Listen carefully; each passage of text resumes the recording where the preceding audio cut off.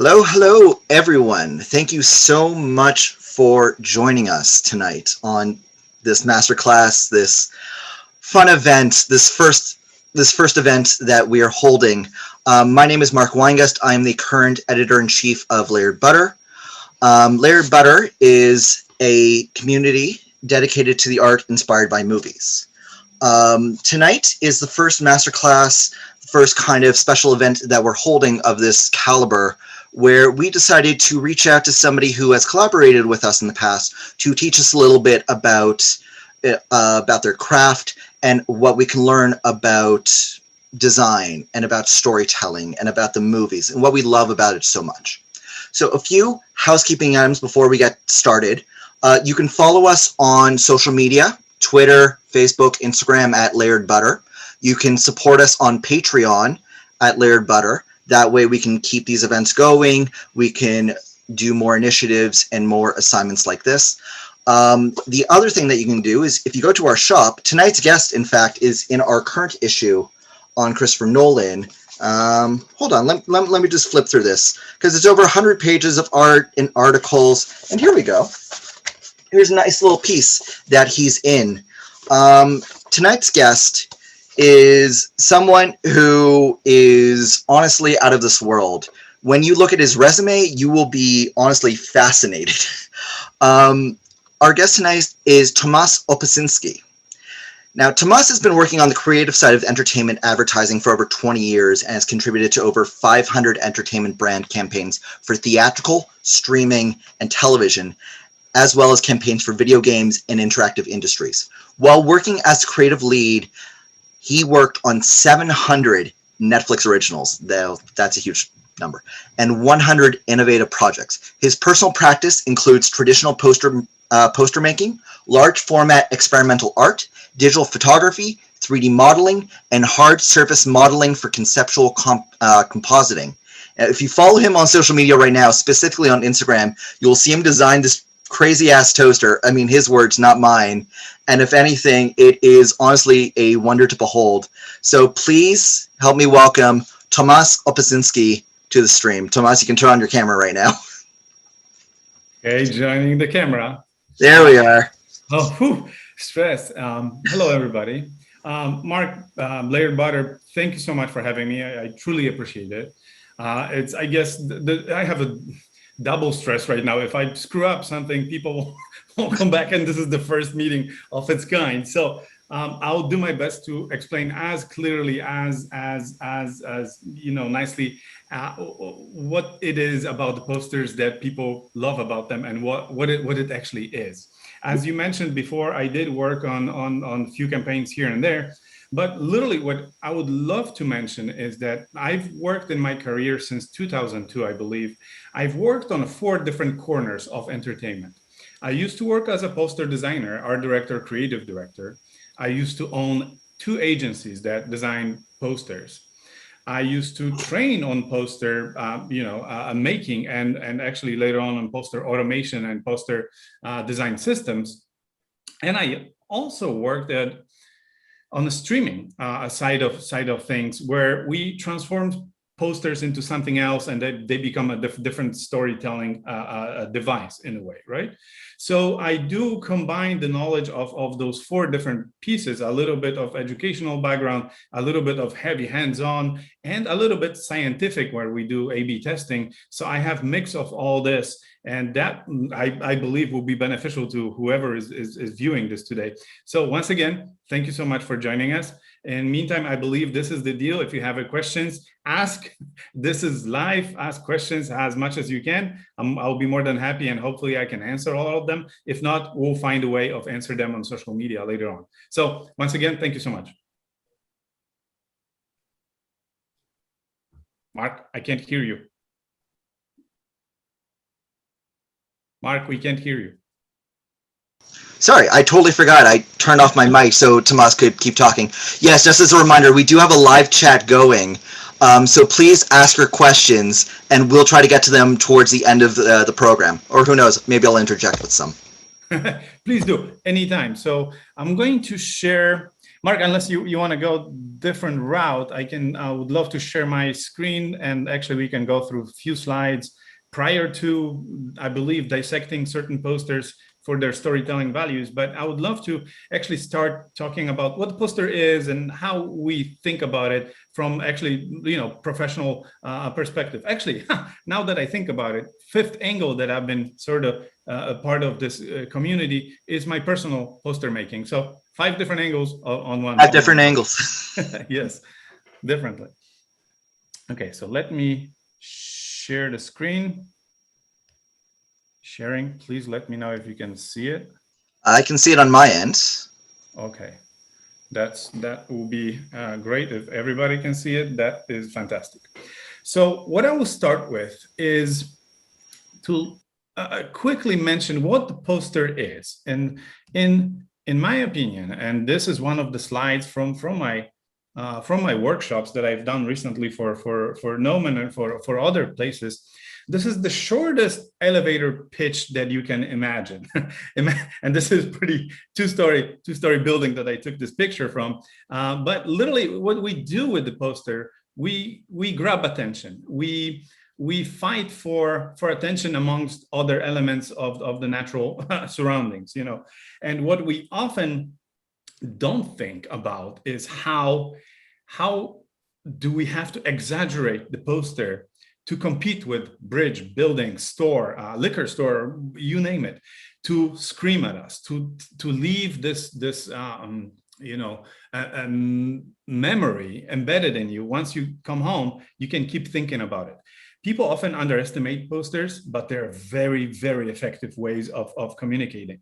And as a tool in marketing, disposal, this is very powerful and very long-term tool. When we have, in comparison, when we have movie trailers, radio advertising, or social campaign, these are fairly short period of time focused tools. Where poster lives, I would like to say forever, but for really, really long time.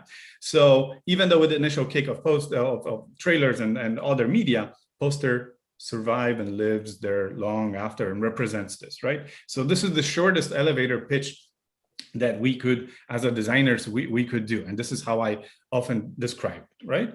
And the one thing that is very important, and actually I don't have a visual for this, maybe this visual will do when I will talk. We literally fight for eyes, and not in this purely abstract way, but we are looking for eyes coming to the theaters, watching it, right? So this is our goal as a poster designer. What kind of story do I tell you to intrigue you, to leave something with you that will keep bugging you at night? Be like, I want to watch this. I don't know what it is about. That was interesting for some strange reason. I don't know why, but I would love to watch it, right? So this is our job, to create this image that will leave you thinking. So instead of hanging out with your friends, you'll be thinking about what this Tom Cruise does in this film with those aliens. I have no idea. I have to check. I have to pay $16 to see what he does there, right? So this is our very, very responsible job that we have. But there's 2 states of mind when you consume posters. And this is very important to understand, in my opinion, those 2 states before starting to design or starting to, lead some sort of campaign. These 2 states are: one state is when you're driving on the street, you're outdoors, you're looking at billboards, trailers. This is one state of mind where you think about your 401k, about somebody who's driving in front of you, et cetera, and then you see the poster, right? You're attacked by the poster somewhere, let's put it this way, and you're being imprinted for this memory, right? This is the state of your mind. Then you're vulnerable. I'll put it this way, right? There is a little bit of psychology on when you design posters, and there is a second state that is often misunderstood and misrepresented.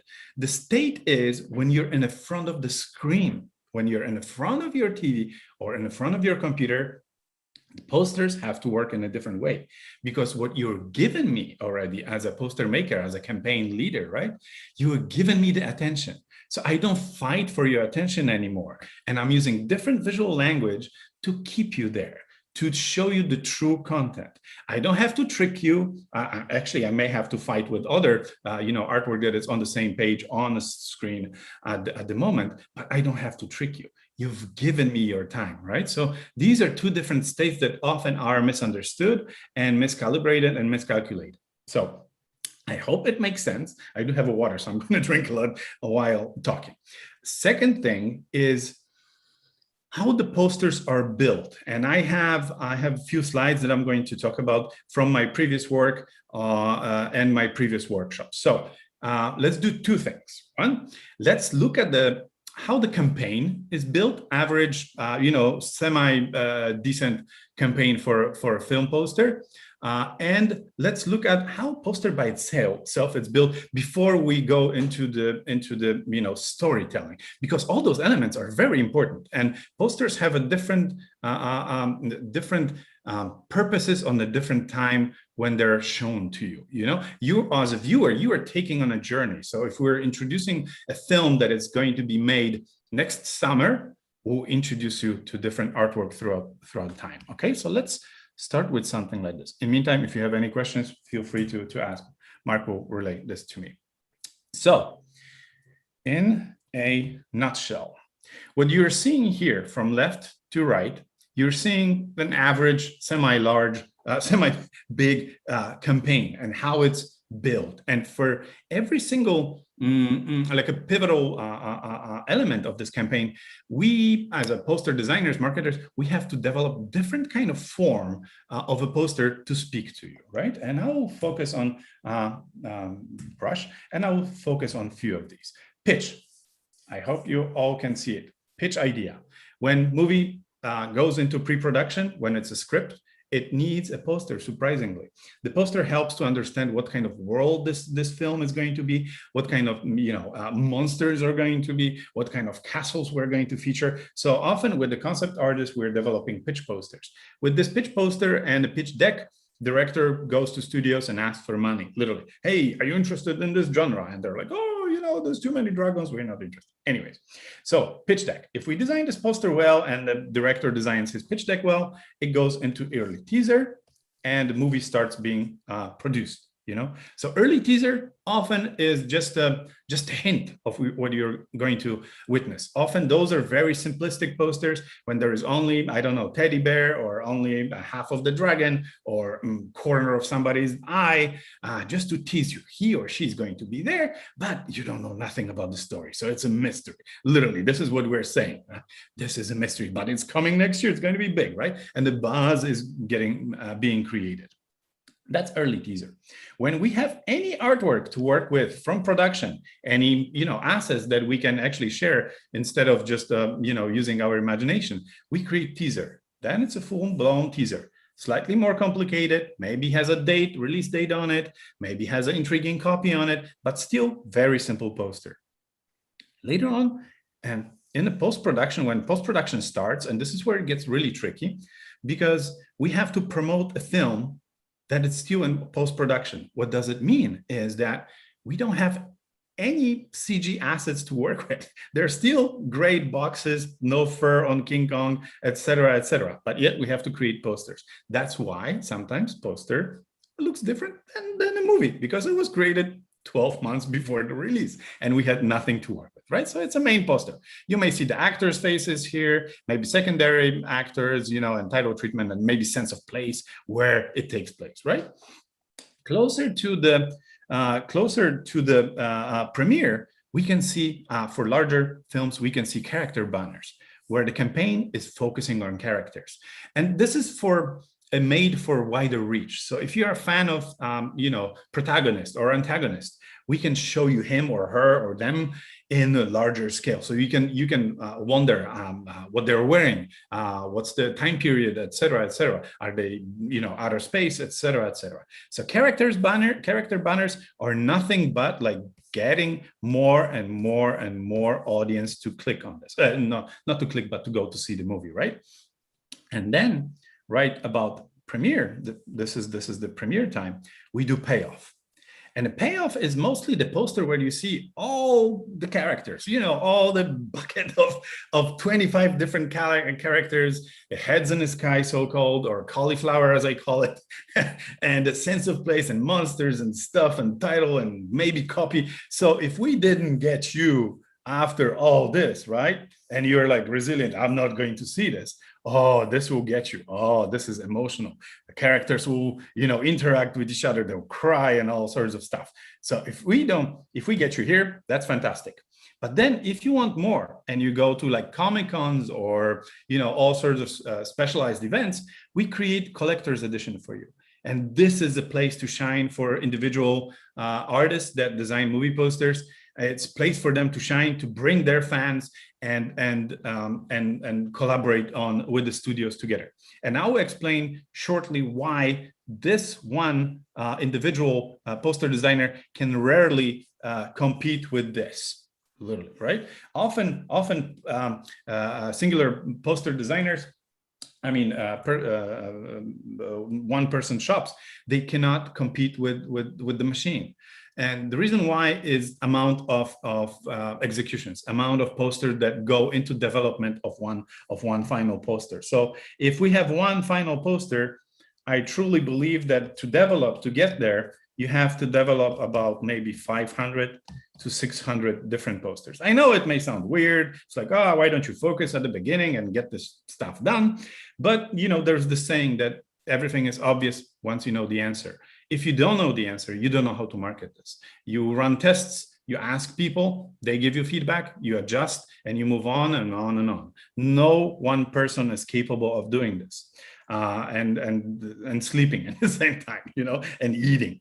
There is no way. So often singular artists are used for collector edition posters, and it's completely normal. Besides this, there is a different reason why small shops, one person, two people, companies cannot be used, is a responsibility.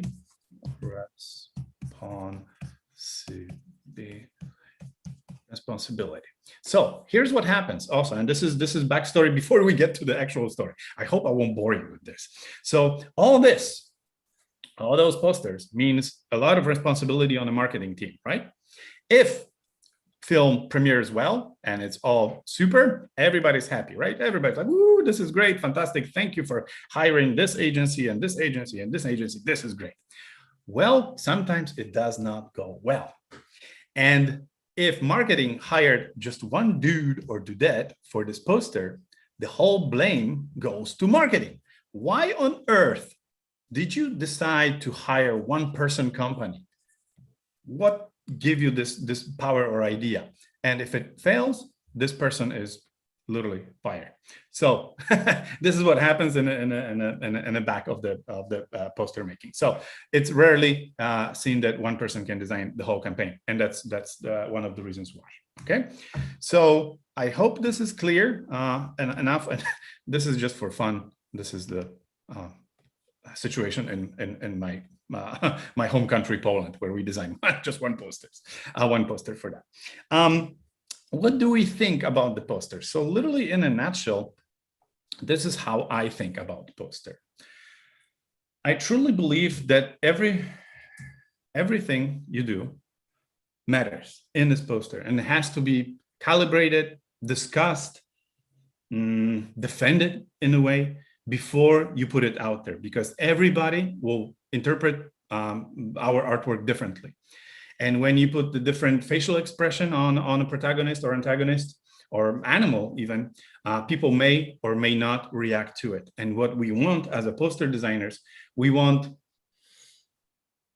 for viewers to be, emotionally engaged for it. So literally, I hope this illustrates it well.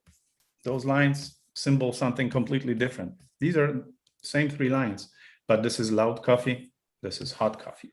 So I hope this illustrates it well. And my life evolves around, short little illustrations. So I'm going to have a few of those.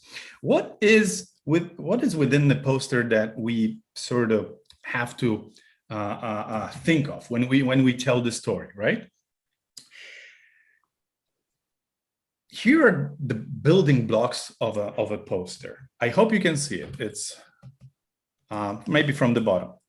Title and a building block, and I'm going to show you this in a second. I know some of you may not know as much about the posters as others, so I will explain it really quickly. Title and a building block. Title is literally what you're seeing. Title. Title and building block is there are those small little usually white or dark gray type here at the bottom. This is required by the studio for legal reasons. We sort of have to have it.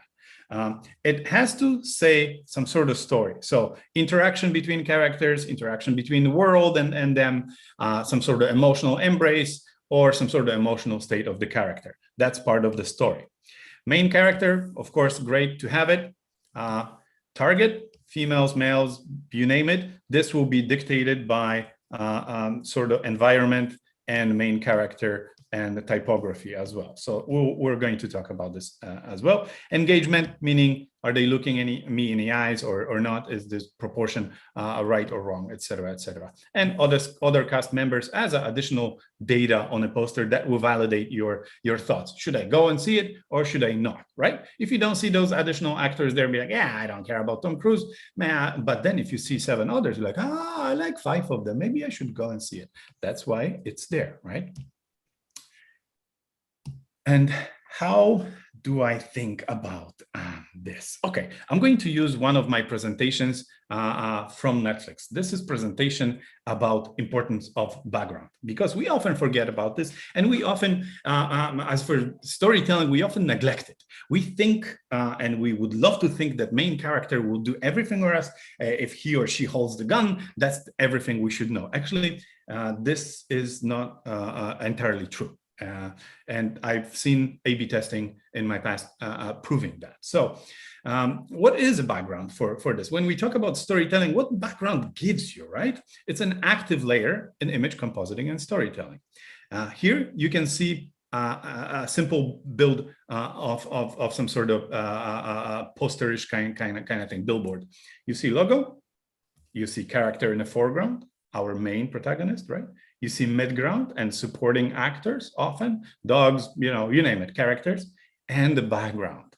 And often we forget about the role of the background. So what background can give us? Background can give us sense of place. Is it indoor? Is it outdoor? Which one is more engaging, right? Is it a glimpse of time period? Is it present? Is it past? Is it, far past, or is it the future? That means to those who walk by the poster and, or drive 20 miles an hour by the poster, this is important piece of information. Often viewers do not realize that they're looking at this, but they do, and they process it within a split second. So on average, I believe that Netflix, a viewer is looking at the icon for about a second. So within the second, there's a few things that are happening. This is engagement between me and the character. Do I like it? Not. Does it fight? Is it not? Do we engage? Do I like his or her emotional state? What's in the background? Does it support my first impression? Do they make sense together, right? Do they seem like they're in one place? What if I have a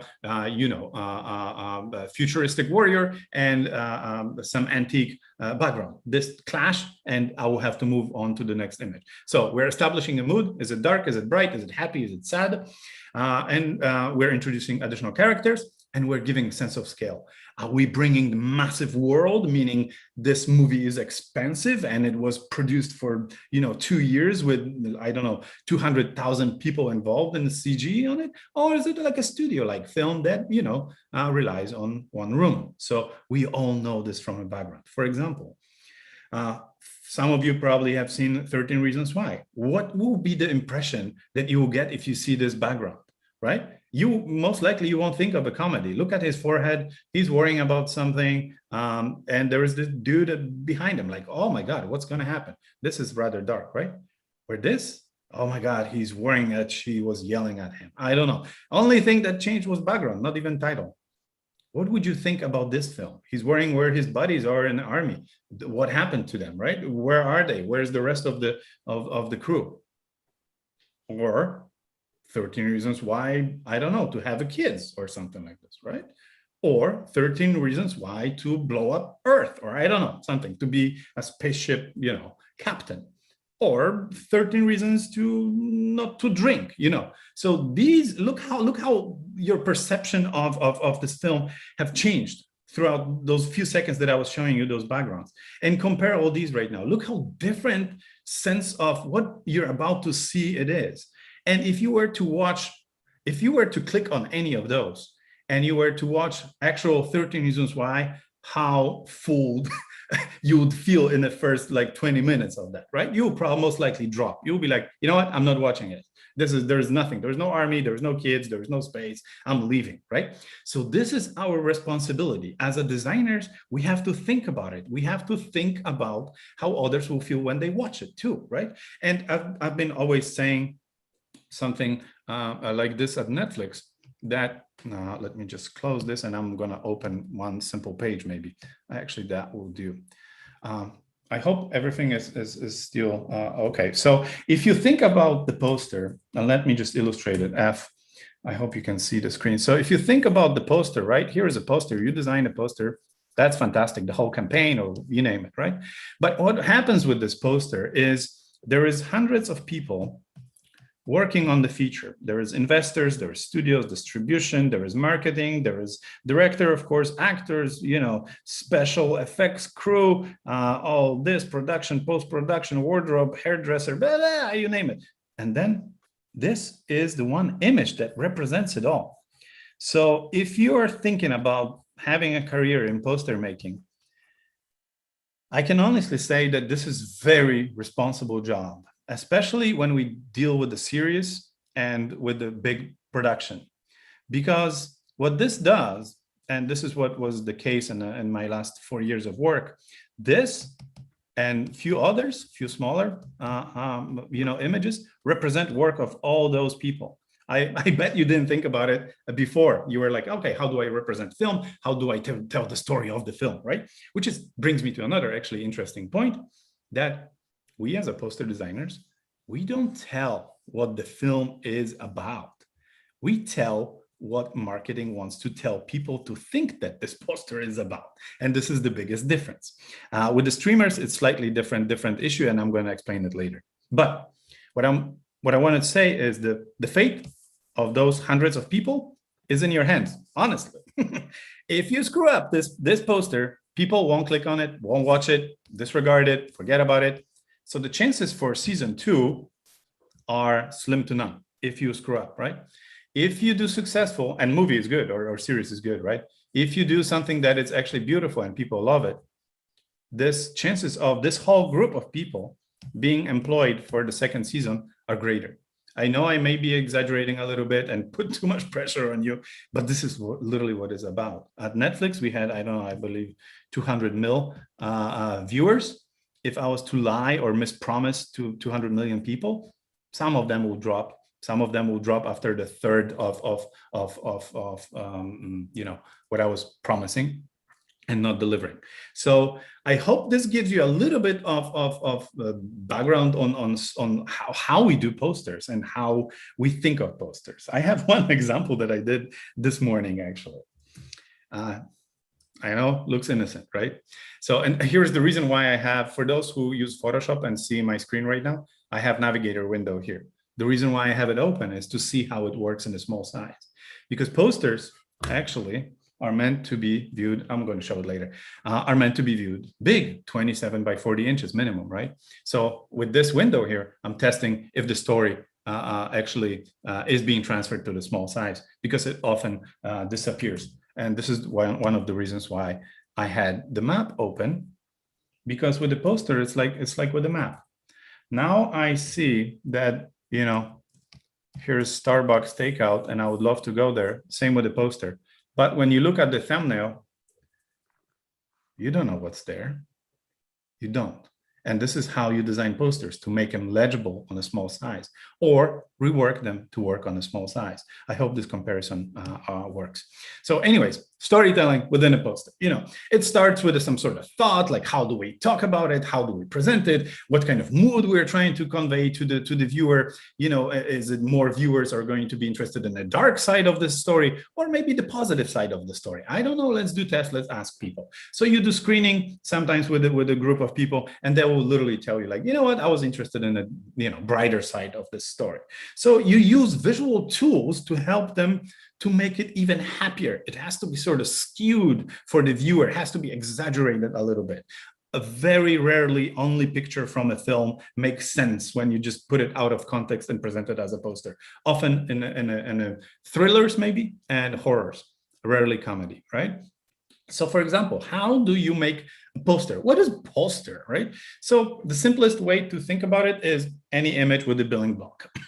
And you have a poster, right? Ta-da! Suddenly you started thinking about it as a poster. This is just a template of the, lorem ipsum and distributed by and music by and all this. So this is the simplest way to make a poster. Boom, done, right? The second way will be maybe to add a title, and you have a character title that sort of starts to become a poster, right? But when it comes to mood, and when I was talking about background, look how important the background is. Here is a happy teddy bear. La, la, la, la, la. This is beautiful. And here, this teddy bear is going to, have some problems, especially when he's eating people. This is how you tell the story. Small little things. When you add title to it, oh my God, this is gory, right?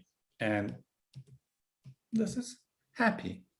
So this is how quickly you can change the mood of the poster by selection of fonts, typefaces, I mean. How do you present them? Even the characters later on. So imagine we have a child's hand, right? Even the angle of this hand means something different. This one is reaching out. This one is drowning and is trying to catch the baby, right? Or what's this hand? Oh, no way. It's a hand too, but you have completely different idea of what this film is about, especially now, right? So this is, I want you to practice that. And if you're having trouble to achieve certain emotional state from the poster, work with others, ask questions like, how would you tell the story? How would you tell the vampire story about this, et cetera, et cetera, et cetera. It all started with teddy bear here, right? So this is what we have here. I hope it makes sense and everybody's entertained as of now. What else I can tell you before we start dissecting posters with Mark? What can I tell you? I can tell you that if you don't see the difference between those two, you should not design posters. And this is how we do it. Literally, this is targeting. This is how we target certain groups, taste cluster, however you want to call it, with the poster making. We design for them, not for us. I believe I had my the most humbling months at Netflix at the beginning when I first joined, when I realized that world is not Tomasz's gallery. It's I have to listen to viewers, not viewers listen to me. So once I started listening to data and do A/B testing, I discovered that there is so much I can learn as far as like positioning and use of the artwork in the right way, right? So the overall question is which Twinkie do you prefer, the one on the left or the one on the right? I prefer the one on the left. I'm used to it. Why? Because it makes you feel like a kid. You don't want to feel very rich having that giant spongy. I don't even want to describe what's in a Twinkie, but. Yep.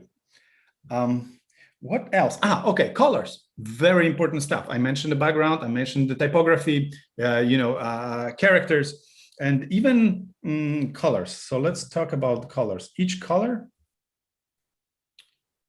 has a meaning. So this is really fantastic wheel of color, and I highly recommend studying it. What it does, just Google colors in cultures, and you will most likely get this, and you will know what colors are associated with certain religious appearances, or how they relate to health or wealth in different countries and areas. So if something is I don't know, white in Poland, which most likely mean wedding, it means something else in a different part of the world. So I would highly recommend studying this and then using colors wisely in your storytelling. And speaking of storytelling, look how colors impacts us. Look at the image on the left and look at the image on the right. I assume they're in two different circumstances, but look at the color palette from them, which one was used. So think about when you design posters, think about storytelling and the colors being part of it. What kind of desaturated colors, what do they tell you? Saturated bright colors are mostly like fun and happy, unless they go in the psychedelic world right now with the purples and reds and all this. But muted colors are mostly, by us, at least in this culture, we are very calm and accommodating and very serious about it, right? And when we are talking about serious, there is a language that we are using in the poster making where the title is. So if you see, let's do this. I'm going to illustrate that. I hope everybody's enjoying this. I'm enjoying this a lot. So if you have a poster, there is a part of the storytelling part is that if this is the center, the more the title goes to the top, the more comedic the film is, the story that you're telling is. The more logo goes to the bottom, this is some serious stuff, right? So if you look at the posters, majority of them have this embedded in them. And this is part of us relying on your recognition.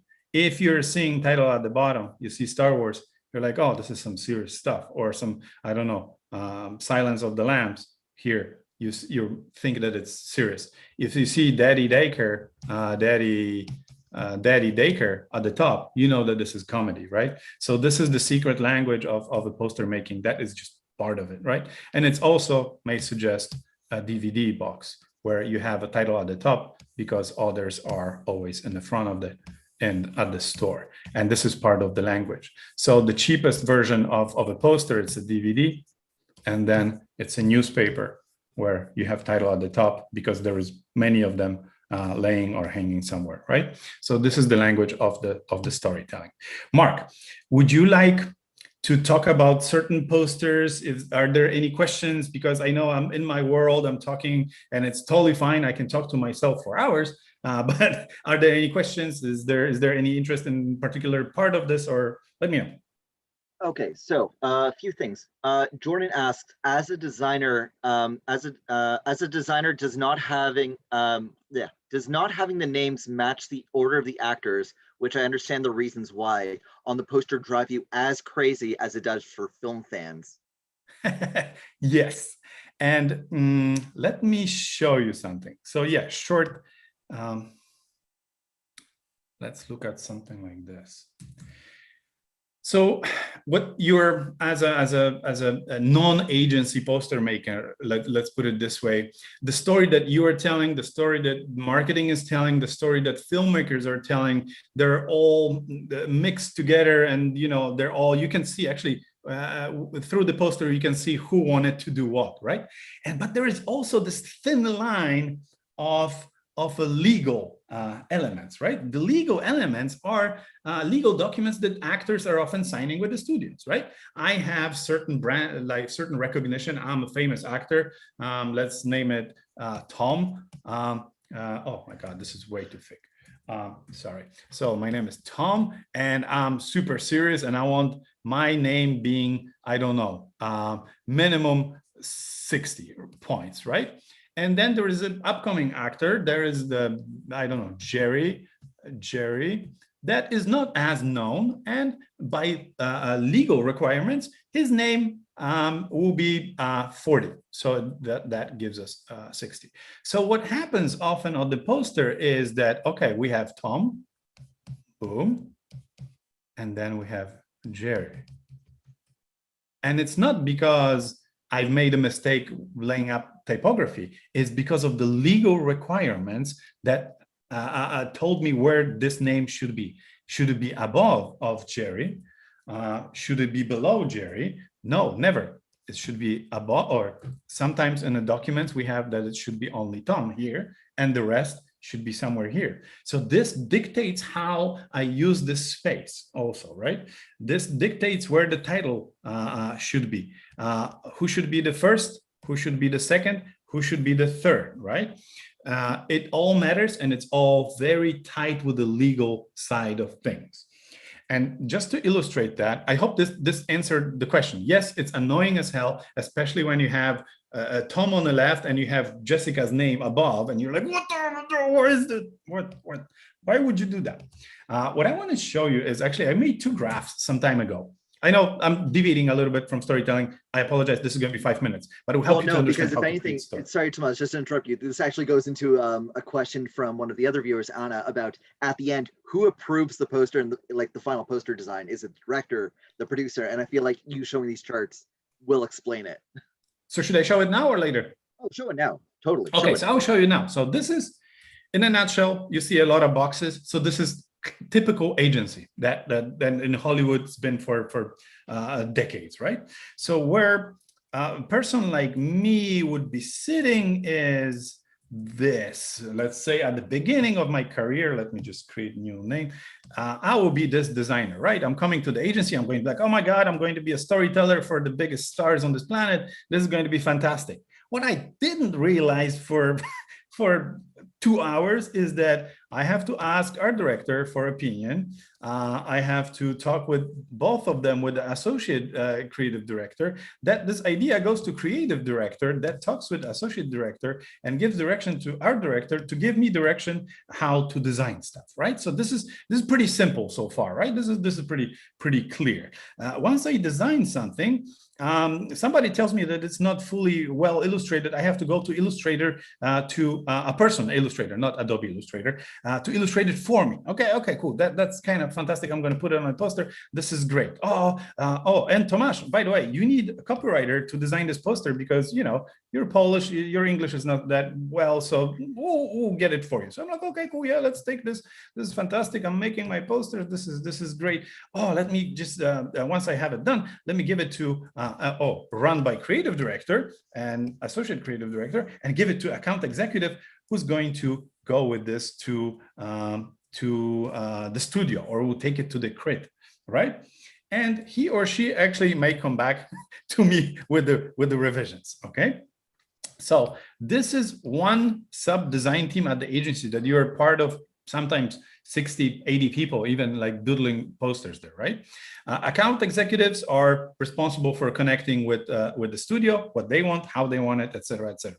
Somewhere on the side, you're connecting with the group that does, I'm going to zoom in on my screen. Is big. I want to make it bigger on yours. So I'm going to zoom in and out, right? So a certain group do just title treatment.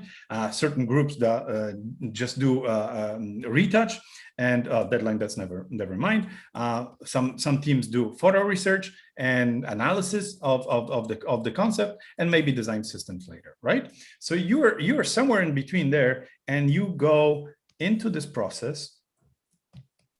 You go into the photo shoot, direct photo shoot. You have to create or manage somebody who's creating 2 3D elements, etc. You have to find stock images, illustration. Then you have to hire models, actors, and props, right? And that goes into production.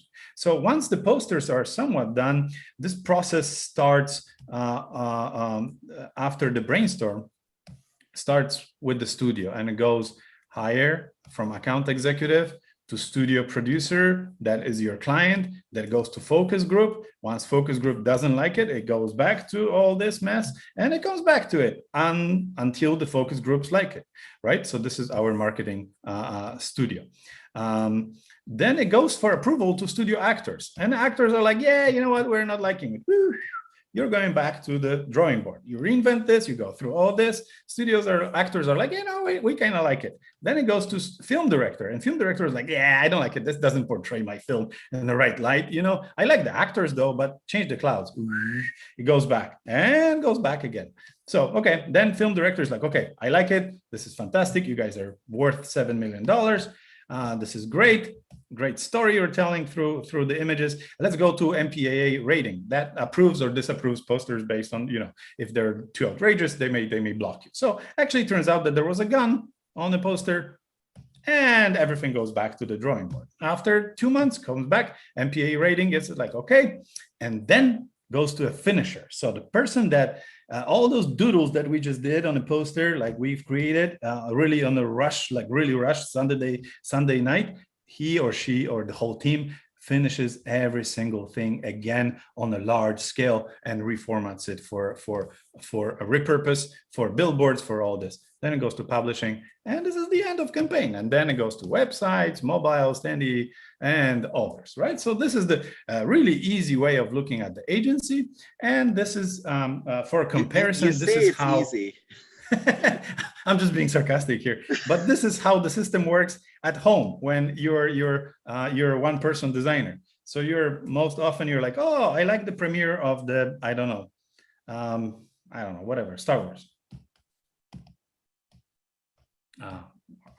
Jesus, can't type. Star Wars, right? I love this. I'm going to design a poster. Oh, I had an idea. I'm going to execute it. Nobody can tell me what to do. Maybe my mom or girlfriend. Boop. I do some research. Okay, I'm not doing any plagiarism or anything. Okay, finish. Boom, done.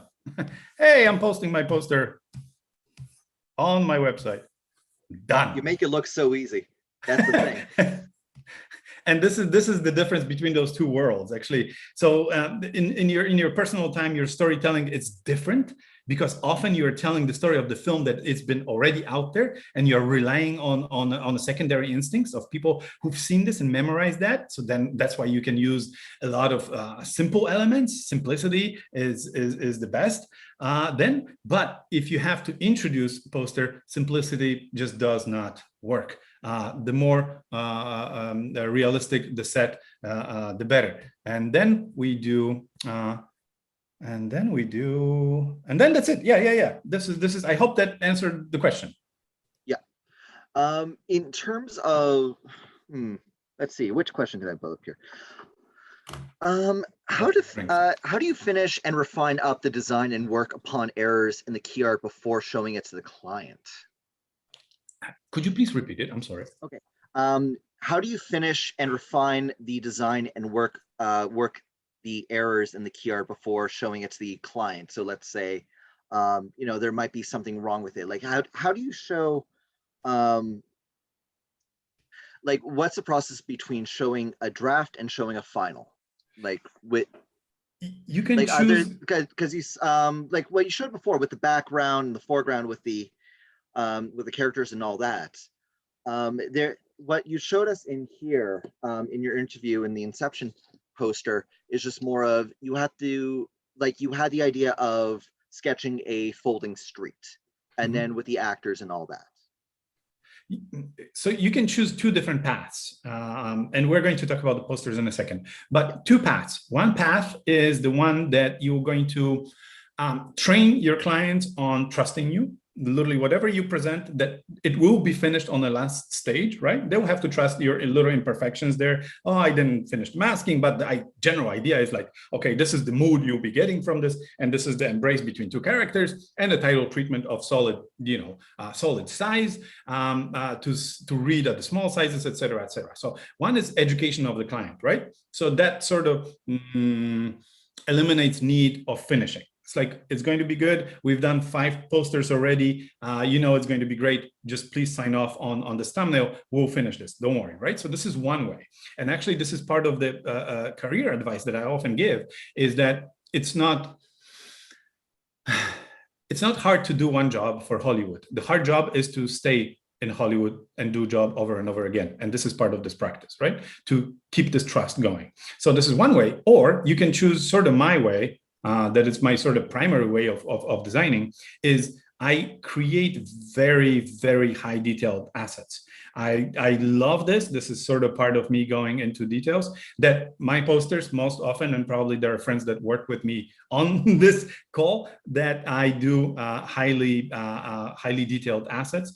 For that, I save money actually at the end, not paying for too much for finishing. So this is the thing. I want to show you one thing. So this is, when we talk about posters, that's what I'm talking about. This is the size of the poster, not the little things on a computer, which is just derivative. But when I say poster, this is the poster that I'm talking about, 27 by 40 at 300 dpi. Okay, one more question before we start going to our fun little activity over here. Haley asked, are you, as the designer, doing your own A/B testing, or is that data being provided by Netflix? So at Netflix, it's provided by Netflix. Designer has some impact on it. A creative lead has a great impact on this as a main, along with the strategists. So you team up with the strategist, creative strategist, and that changed as far as I know. As a designer, no, you don't have input on that. You're free to share your thoughts and and your experience. That's totally fine. But the final say is to maybe 2 or 3 people, and that's where decision is being made, right? Gotcha. Again, it's a lot at stake for this one image. So there are people with the significant experience. They're looking at those images and dissecting them, like literally pixel by pixel, like we will do in a few minutes probably. Yeah. So as we're going to move on right now, we're going to do something a little bit different in terms of analyzing posters. We're going to take a look at a theatrical version and then something within this alternative movie poster art community.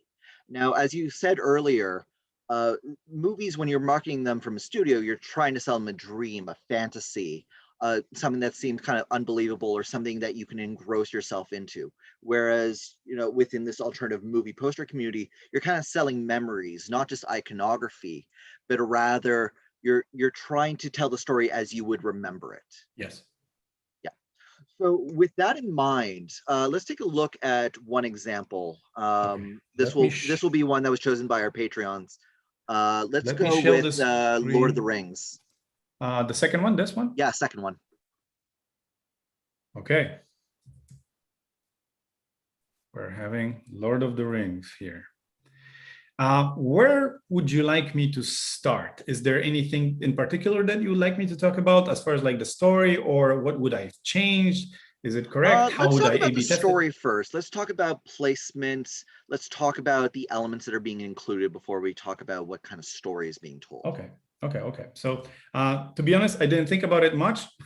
So bear with me. We're improvising here. There are some good things here and bad things. And I used to work at the agency that created those posters. So it's kind of fun to work on this. So when we talk about posters, large size posters that I was just showing you, right? There is this approach to a poster that it's been, promoted or forgotten on certain occasions, which states it has to be legible at 10, 15 miles an hour, right? When you drive by, when you're really in a rush, you just glance over it. It has to be legible at this speed, right? Anything beyond that is just a detail nice to have. It doesn't matter to a certain extent unless you're standing in the front of it in line in the theater and you have nothing to do. Just pick on those pixels that are crappily masked, right? Or something like this. So in general, how you read a poster here in this culture is top to bottom, or sometimes the reverse, right? Some people go like, "Woot," and they read it. What we have to deal with the storytelling also is friction, eye friction. You don't want too many objects to grab your attention without impacting you, right? So if I look at his face, and I look here second, because it's really bright, like this area as well here, we're going to talk about it. This is not the good thing. It made me look at her because she's the brightest, right? And this is part of the language of the cinematography. The brightest spots are in the front of you. The darkest spots are in the back. This is how you look at this stuff. So if you're designing poster based on those metrics and values, this is counterintuitive. It creates additional fiction. So first of all, it suggests that something should be here that isn't. This guy is off center. This guy is off center. She's the brightest. That should be actually here. For composition only. For story, and I totally understand why this place is empty. This place is often reserved for villains. Somebody who's, menacing. There you see in the posters of, I don't know, Star Wars, when you have Darth Vader in the back, you have huge eyes in the back of a villain and a little bit of the nose. And this is where the space is used traditionally for, right? this space is slightly confused. It doesn't know what to do, right? Because if you were to place her here, let's just do it. If I'm doodling too much, let me know. Okay, if you place her here, by laws of posters, she becomes a villain. But she isn't. So that's the drama that the person who was designing this have to have, right?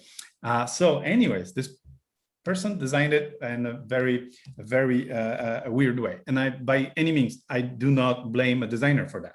These were most likely requests from a studio. So when we talk about friction, eye friction, looking at it, you're reading, you're going down. This is additional story place. This is factoid. This is where or when it takes place. This is equivalent of the background. Like we have this forest. This is equivalent of additional story. What happens there, right? Why should I go and watch this? Logo, brand recognition here, and additional legally bonding elements here. So here's the important part of that as well. So if you have a billing block, if you have, and that may dictate your design poster design. If you have, let's say this is the type, size of the type, right? This is the height. The billing block has to be 20% of this. So if you're designing this, you design it like into 5, and you know how big your billing block has to be. So the bigger the logo, the bigger the billing block automatically behind it, right? And what does it mean to you as a poster designer? That means the third or so of poster, it's nothing but typography, nothing but type that you may not necessarily want. Nobody reads this part, nobody except lawyers, right? But yet you have to have it. So it takes away from your storytelling devices. How I look at the posters is this is real estate. This is very expensive pixels that help me to sell the film, right? These are very expensive pixels, if you think about it. To print this poster, it costs like millions of dollars to stamp them all over the country on the posters. And yet I have to have this, which is super weird. Anyways, so this is easy, Tomasz, easy, don't be nervous, easy, it's over. No, you're totally anyways, easy. You're good. So you understand part of my frustration. This part is gone, right? As far as like storytelling. Again, logo at the bottom, very serious stuff. This is no joke film, right? Again, the good thing is you have good read on characters. On facial expression, you have somewhat intriguing facial expression. That's his iconic look. This is gold here. This is interesting. This is interesting. This is way too dark. I can see his eyes. And the main problem for me is with this poster, that if I'm not into the horses, they're all like dark. I don't know what it is. I don't know what the story is about. I see some, a weird typography here that may suggest something, but beyond this, I have no idea. Moreover, these characters are pretending to react to something, but we don't know what to. So she's looking at something, they're looking at something.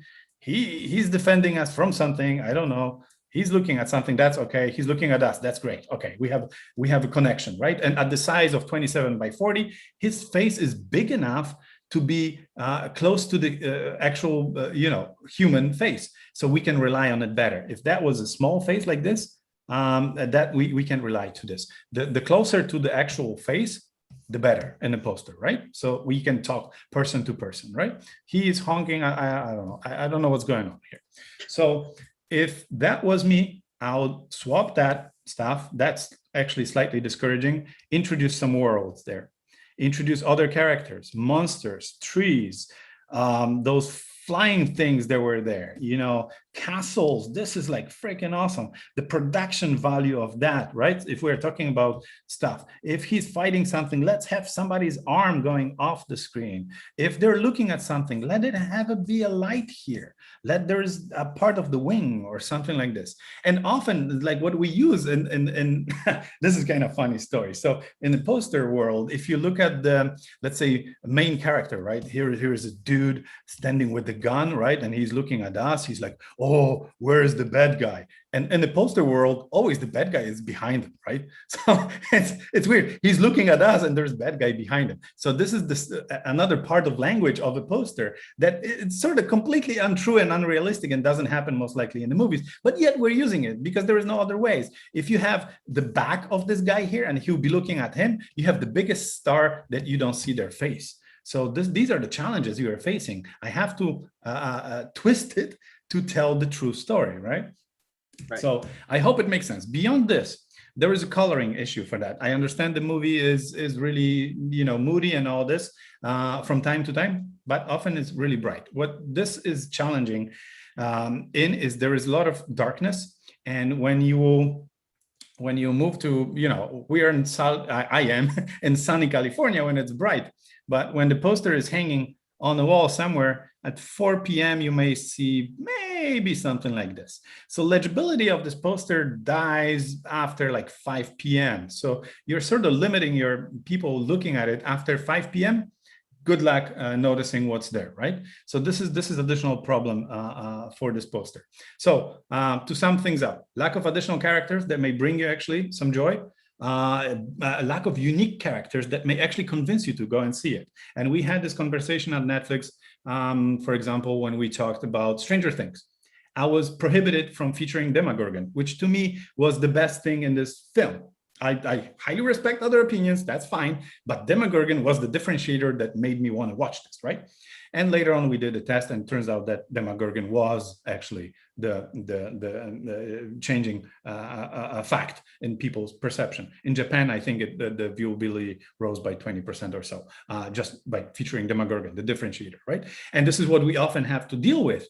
To me, these were like just, I don't know, dragons and, you know, dwarves and things, where to marketing, these are spoilers. And again, this is another battle. Do you remember the sketch that I showed you about agency and talking with the people? This is the battle that we have to fight. What is a spoiler? Would this discourage people from watching it? If you know, if one dragon here discourages you from watching it, that I don't want to even talk about it. But often in the poster world, we use spoilers to attract actually people to watch this. If you think of poster for, I don't know, Independence Day, when you have a spaceship hovering over New York, guess what's going to happen? There's going to be like, you know, massive stuff flying there, right? I promise not to curse, so I won't say shit because they're, oh, wait, I just said, but you know, guess what's going to happen? And this brings people to the theater, and there is constant fight with the marketing and the designers about that. So this, I would love to see more spoilers and beyond, you know, everything. Last thing, there is a, you know, spatial separation. These characters and seem to be blending in together. And what I mean by spatial separation is introducing a little bit of atmosphere between characters. Now I know that he's in the front, right? Yeah. And if we were to introduce this between them, that will create the depth. The world will suddenly become bigger. Now it's merged, it's flat, it looks like cardboard. These are not realistic people. These are cardboard stuck next to each other. Actually, they have zero thickness. There is nothing between them. So if you introduce this atmospheric distance between them, then you create the world. It starts to breathe. It gets bigger, right? Same with those horses. They look like that's one cardboard flying there. If you were, even those horses, if you were to put some of them, let's say, in the front, Jesus, Tomasz. Okay, sorry. Okay, here. So if you had one dude large in the center and few ones smaller in the distance, that's completely different feel. If there is something in the front of him, maybe fighting this guy and maybe fighting in the back, oh my God, this is a completely different story, right? So it's too simple to me, and you know, it creates a friction for the eye that it's unnecessary. You sort of don't know what to do here. And then you come back to her, maybe him. So that's too much of eye friction. So I hope this helps. Any questions? Yeah, no. So then on the flip side, if we're going to move more towards like the alternative movie poster art, if you go to the bottom one, bottom row, second last picture, the Killian Ang version of Lord of the Rings. Oh, now, beautiful. Freaking A. Yeah. So Is... now to contrast, a theatrical version to something that's more, fan made. This is where you bring out a little bit more of the world, the fantasy of it. Although yes. from it, it seems that you remove the characters. Yes. So here's what happens with this. This is gorgeous. Love the details. They're nicely traced. This is fantastic. What happens with this is that you have some sort of color association. So if you read a poster and if you read by colors, you sort of associate this dude. Oh, you know what? What happened with my color? Okay, let me choose. You associate this dude with this water. So to me, he becomes Aquaman, right? So he came from this water, part of the story, and he leads them to, he has a little bit of water on him. So this is main problem. I know I may be exaggerating right now, but this is how important use of color is. You have to use it on purpose. Yes, he is leading, but the water is leading here too, right? Beyond this, the title is disappearing, actually. So if I was to design it a little bit, I'll put a little bit more emphasis on Lord of the Rings as far as title treatment reads, because now water, you remember what I said like a few seconds ago, that the brighter something is, the closer it is to you. So now this water, visually, optically, it's in the front of the Lord of the Rings, and I hope you all can see it through my eyes. All the white elements, I read them first and then everything separate, where it's actually the opposite. The Lord of the Rings is first and the water is second. So beyond that, this is beautiful. What I wanted to do is actually, I wanted to show you. So this is evidently meant for large scale. And this is what I love about it. It's meant to be big. This is how I love the posters to tell me the story, right? So I have a little test here that I've been doing on my own for some years. Let me just drag this here. Let me just, what happens? Not Adobe being Adobe. Yeah, thank you, Adobe. You know what's kind of funny? Like my whole career is thanks to Adobe. So let's see how it looks on a bus shelter. Can you see it? Yeah, okay, that may work as artistic side of things. I would love to see it on Comic-Con or something like this. My God, people will pee their pants to see this, right? This is fantastic. But let's see what happens when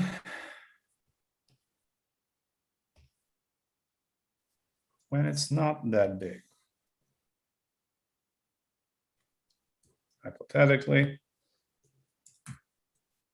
So this is the issue that I'm talking about. Yes, the story was conveyed somewhat there. It's beautiful artistically, but it doesn't work on all the mediums that maybe actually end up on. So if we're designing something for large scale, we have to keep in mind that this will be reproduced somewhere smaller. If people love it, that will be, reintroduced online or somewhere. And actually, I do have one of those slides. This is how I test my posters. Oh, actually, two things.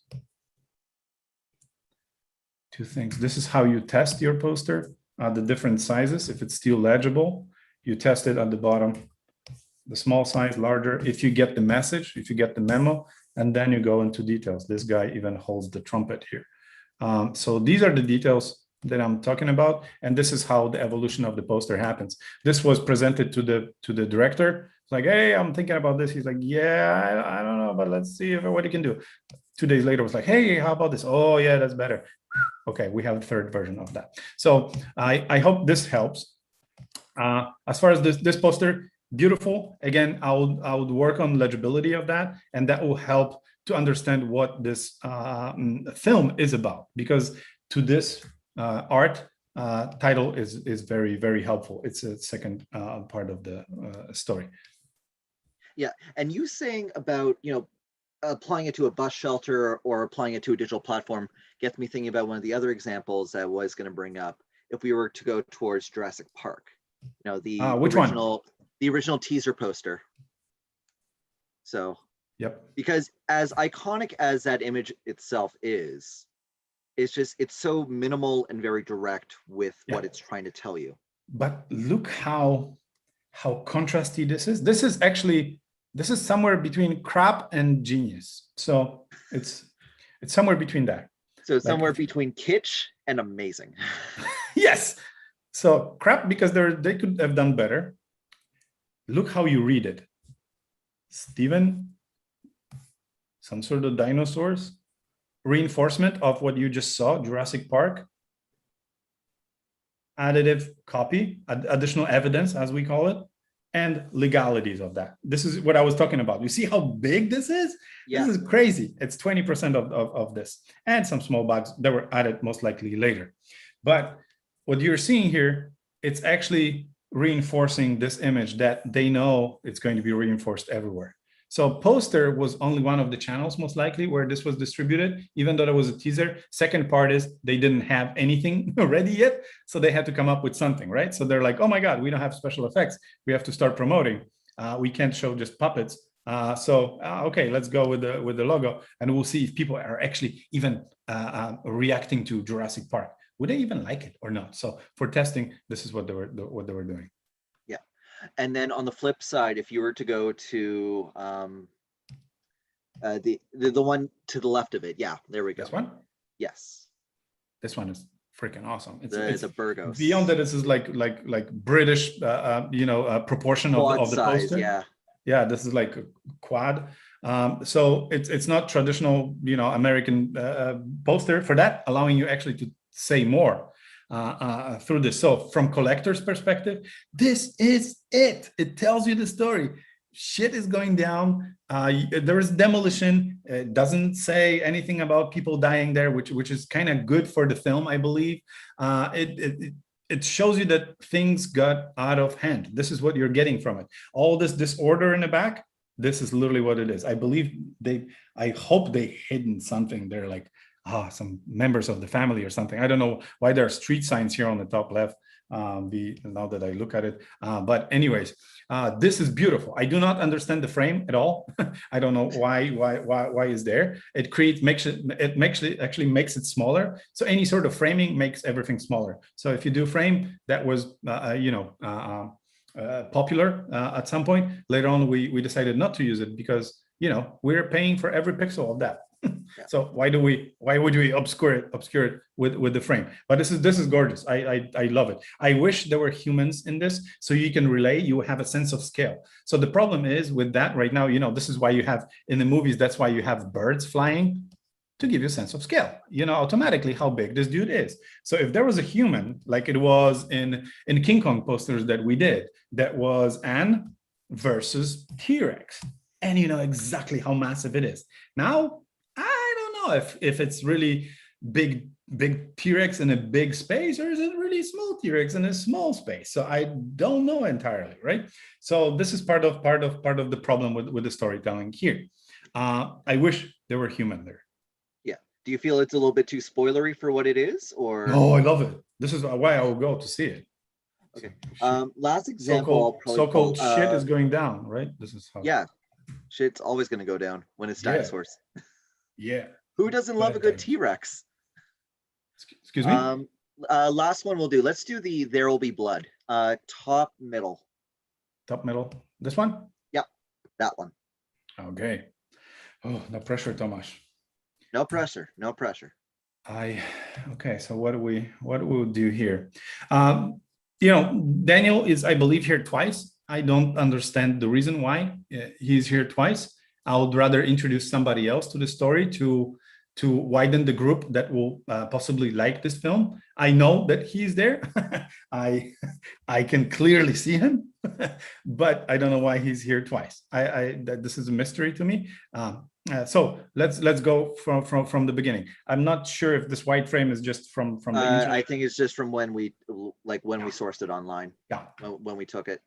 Okay. So don't blame that.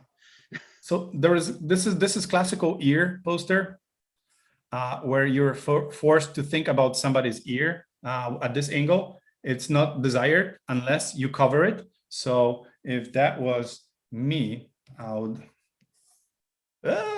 What have I done? Sorry, I'm new to the Photoshop. If that was Tomasz will do this, and Tomasz will do that. So that will guide you through the poster. You will get sense of, not necessarily, but you get decent idea of a danger there. This is what the flames are for. And when we talked about clouds, this is very important part of this image, the clouds, right? So if you look at the clouds, these are not happy, ha ha ha ha ha ha funny clouds. These are this. Oh, where is this? Okay, these are very serious clouds. This is serious silhouette, somewhat legible, that's good, but it's off center. So what it forces us to do, it forces us to jump, which is not good. We should not be doing that.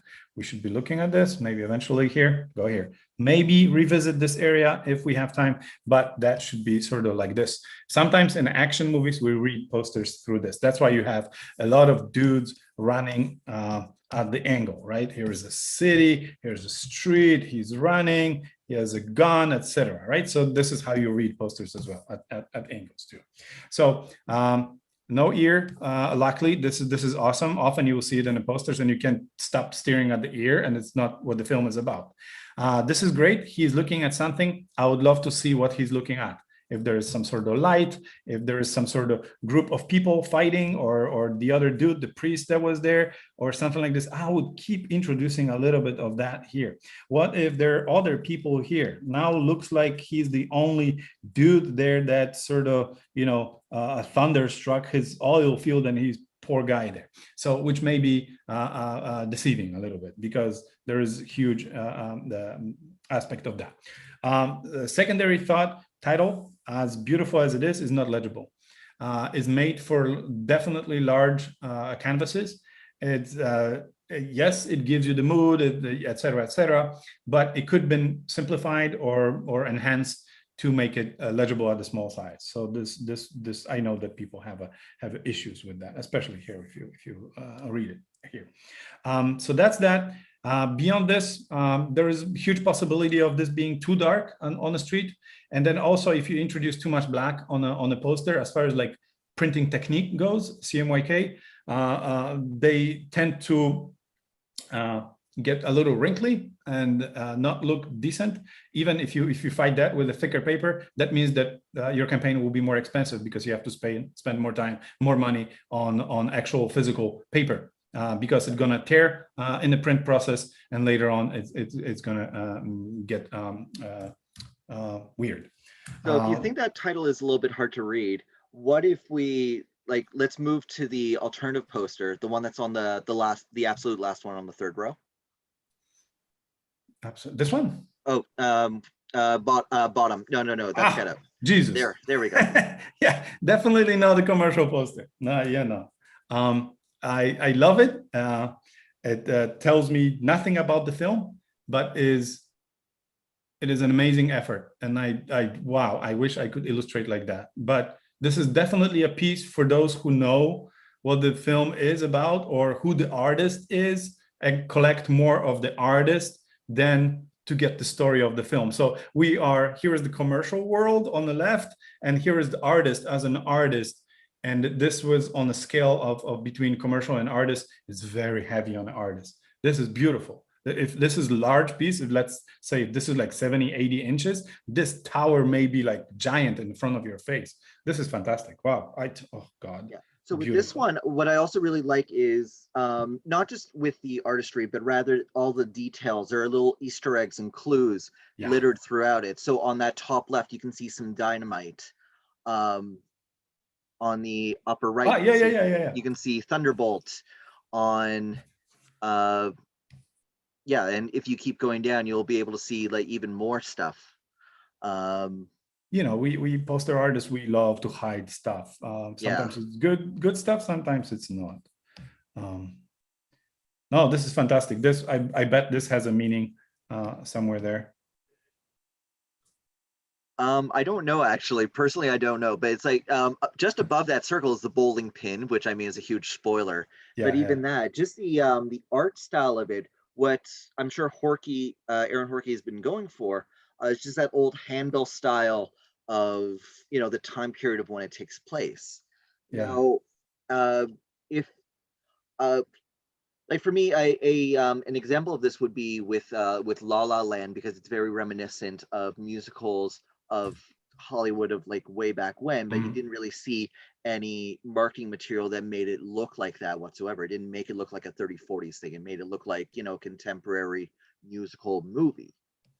Now, do you feel like that's a negative or a positive when a studio decides not to bring up a nostalgic look to a film?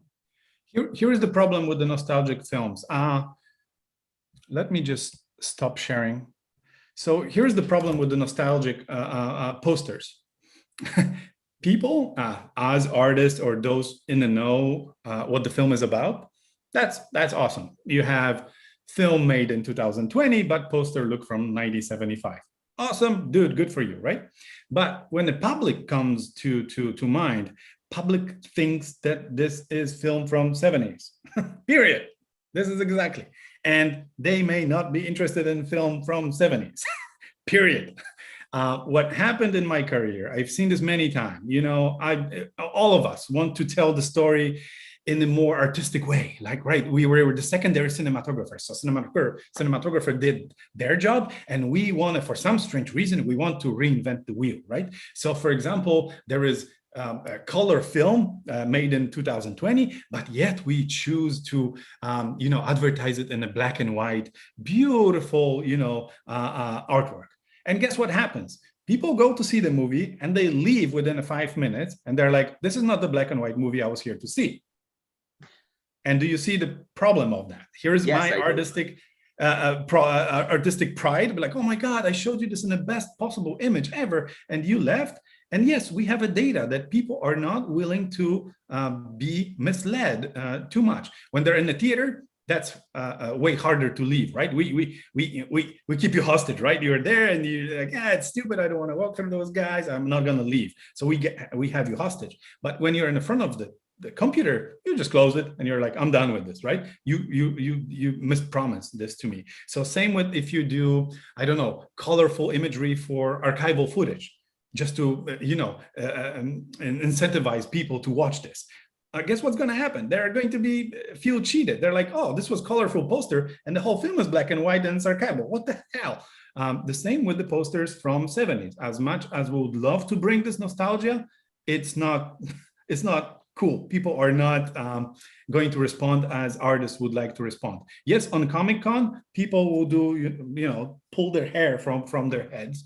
But in general public, they will never go for it. And this, at the end, it's a financial decision. Remember at the beginning, I sketched the finances there. They're like, oh, it's all about money. Yeah. So if we hurt this film and make it not perform as well, and marketing is paying like about, I don't know, 30 cents per set of eyes to put in a theater, if we bring not too many people, then it's a problem. So we have to be really, this is commercial world we're talking about, the commercial that has to adhere to certain norms and financial responsibility, right? When there's personal, go for it. And actually what I wanted to say actually is like, now we have way more freedom than 10, 15 years ago. In the past, we couldn't use the talent, for example, in our posters. That's why most of my posters started with the objects, because I didn't want to, get letters from C's and C's, etc. Mm-hmm. So I know that we're running out of time a little bit, but I did want to leave some time for Q&A. I know time flies really fast. Let's do it every week. I know. I mean, I'm hoping that we can make this into a series, because I mean, I'm having a lot of fun just breaking this down. Simon asks, do you ever use dynamic symmetry or any other compositional guides in your posters? No, never. No, never. This is the simplest. There is this golden rule and all this. No. The story is the most important, not the symmetry. If you want to do personal posters, go ahead and experiment with that. Nobody in marketing will care about this. Adnan asks, apart from the 27x40, what other ideal alternative dimensions of the poster can we go with? You can go for a double, the British double, which is like, we have 27x40. So that will be 54x40 or something like this. I don't know, double the horizontal of that. Beyond this, there are some specific frames. There is like 29x37 or something. These are just derivatives, but this is the golden standard that you're designed for. And I highly recommend designing with a lot of bleed if you can, if you're designing 27 by 40, design with a lot of bleed, because you will be asked to reformat this to different canvases later on, more horizontal, more square, and you will need those clouds, you will need those elements in there. So yes, set up this 27 by 40 or whatever the size you want, but please remember, add a few inches to the sides and mask it at the beginning while designing, because later on it's going to save you a lot of time. Gotcha. And then a follow-up question from Anand. What are the essential tools or plugins that a key artist must have? So in terms of your arsenal. Your brain first, and within your brain, these are the tools. You have to observe everything you walk around. Observe how leaves are disforming when it's dry.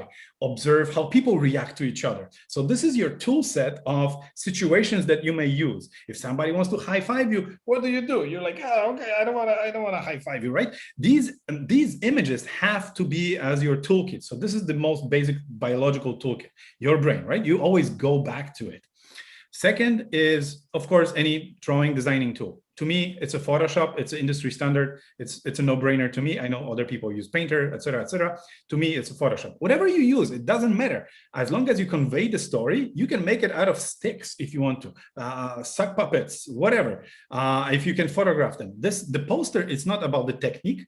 It's about the story. If you get it, freaking A. If somebody tells you, oh, that's a clever poster, that means that you're off.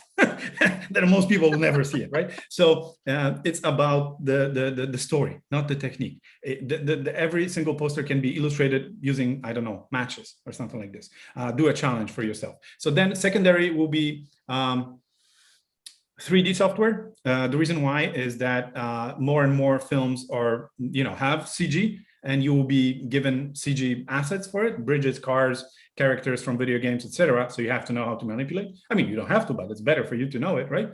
And enhance your uniqueness in a way, and different angles for storytelling, right? Which won't be able to do from photography if you have a 3D. And then hardware, I highly recommend the tablet that you were just witnessing here with the pen. Just drop the mouse, forget about it. I forgot about mouse 20-something years ago. So yeah, I hope this helps. Sketching paper still helps. Literally, when you sketch your ideas, do forms, plan what the typography should be. I think this is the simplest than a computer for some reason.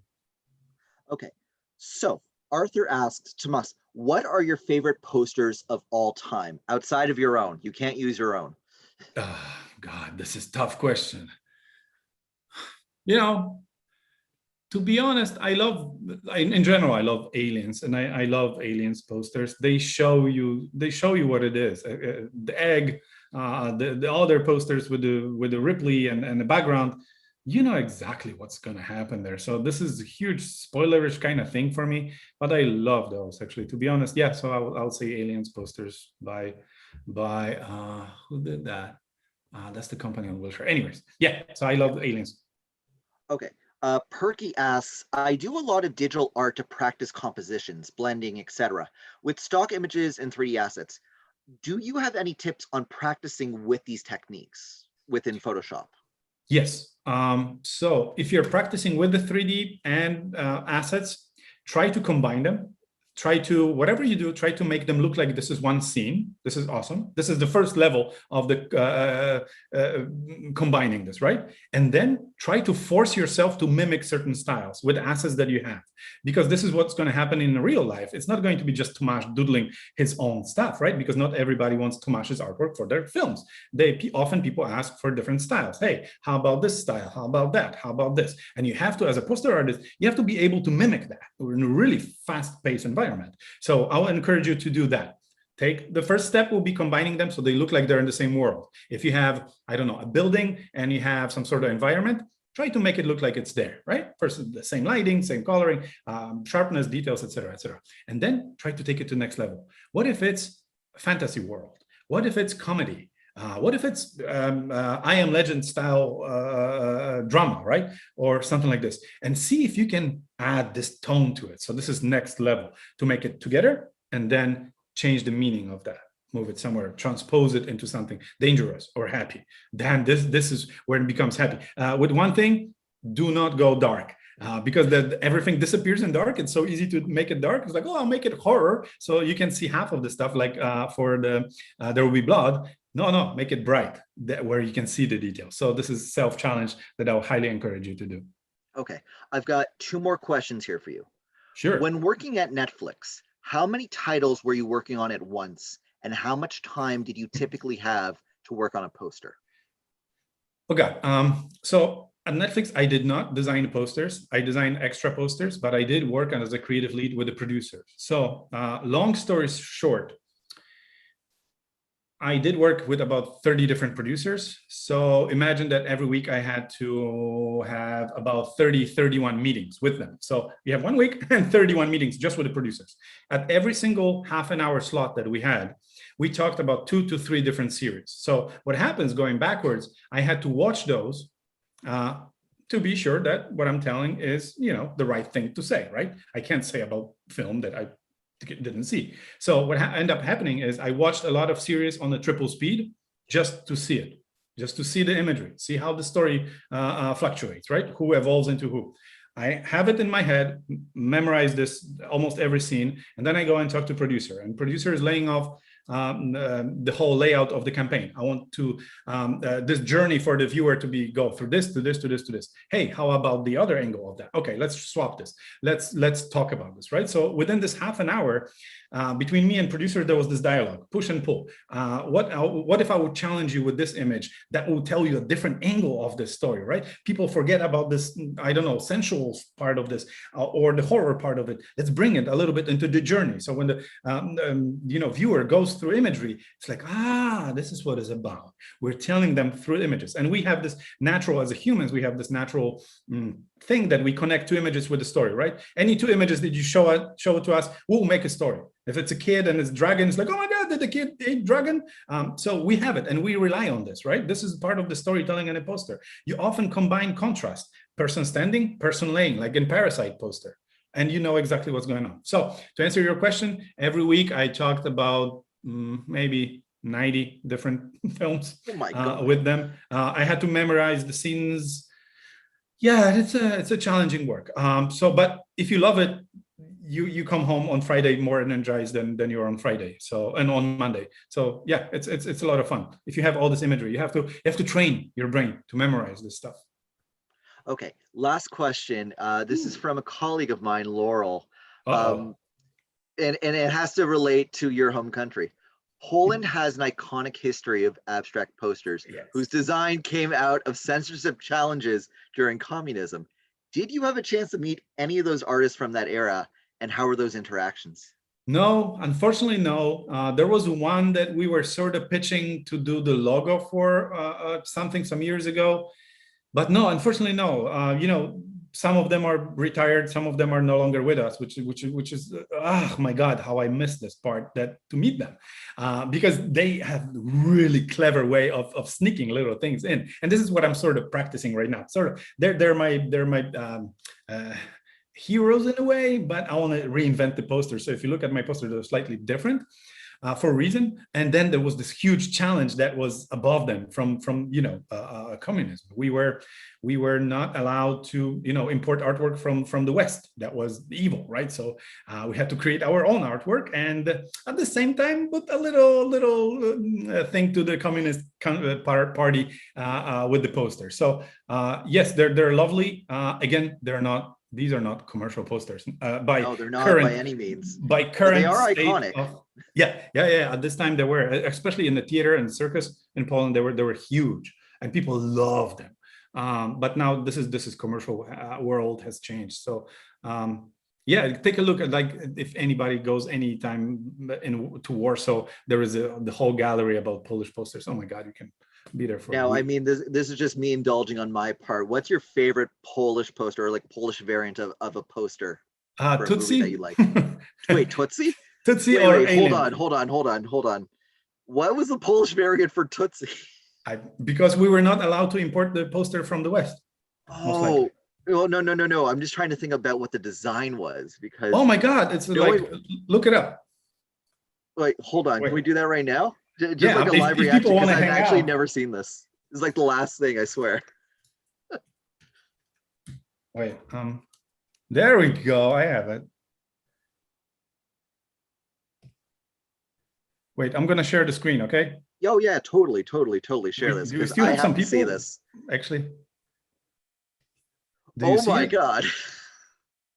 This is freaking brilliant. It gets the movie across perfectly. Yeah. But this is beautiful. But wow. Oh my gosh. It's gorgeous. Like I don't know, everything about this is, and here's Aliens too. Aliens is pretty good. Yes, that one I remember seeing. I've seen that online a lot. Yeah, so we do some twisted stuff. So Anyway, Tomasz, thank you so much for your time and for spending like this hour and a half with us, just breaking down these posters and talking about stuff. I know that you're extremely passionate about this. yeah, And believe me, it's just I see that passion just come off. In terms of where people can find you and follow you, I know that you have a masterclass that you want to plug. Yeah, if you want to know more about this, I did a masterclass with Noman School. I think if you go to Noman Workshop, GNOMAON, or we can put the link underneath this. There's whatever I was talking about. It's 5 hours of that, right? And a little bit more into details. I hope that gives you some sort of sheds a light on how we tell stories in a commercial world, and from a studio perspective, from a designer perspective. I hope I did tell you about the challenges, about the joy of making it. Actually, if you solve this puzzle, this is freaking awesome. Like this poster represents it, and it will be there for a long time. And you solve this puzzle, which is amazing. And it requires certain personality as well. So I hope I didn't mumble too much and I was not too fast. So yeah, let's do it again if you guys want to. Oh, for sure, totally. I mean, I would love for you to come on again and let's talk about this. Let's break down more posters. Let's get more fan input. And for people who want to follow you social media wise, you're only on Instagram, or where are you? Yes, I'm on Instagram and on LinkedIn, which is weird, but for professional reasons, I was there. You got a network somewhere. Yeah, on Instagram and my website, Opasinski.com. You can see my weird, crazy ass toasters and stuff like this. So yeah, I hope you enjoy it. Yeah. Again, to everybody who's watching, thank you so much. If you would like to support us, or if you want to read more about Tomas's work on something like working on the Inception poster, our Christopher Nolan issue is available on our website at layeredbutter.com. Go into the shop and you'll find it. These magazines are like premium. They're thick. I mean, Tomas has seen it. Awesome. They're thick. There are no ads in here. We are completely independent because we love the movies that much. We only make money from sales, and really, we have pre-orders up for issues on modern horror, on the James Bond franchise, and Studio Ghibli. And the only way that we can get them to print is if enough people believe in our product to buy it. So if you pre-order a copy, it gives you a digital issue to the magazine. If you want to support us a different way, support us for as little as $3 a month on Patreon. You'll find out even about more workshops like this, especially with Tomas, because I mean, we'll have you on again. That's awesome. And on Patreon, you also get very exclusive content that we will not put up on our website. And for all other things regarding Layered Butter, follow us on social media, Instagram, Twitter, Facebook. Look at our website, read our articles. If you want to pitch us a story, pitch us an interview, if you know someone who has worked within the industry, both within a creative sense or an artistic sense, feel free to contact us. And let's make something happen. We are a community of art lovers, of movie lovers, and we want to see and we want to appreciate film the way that we want to. Tomas, awesome. Again, thank you so much for your time. My pleasure. Thank you. Take care. Bye. Bye.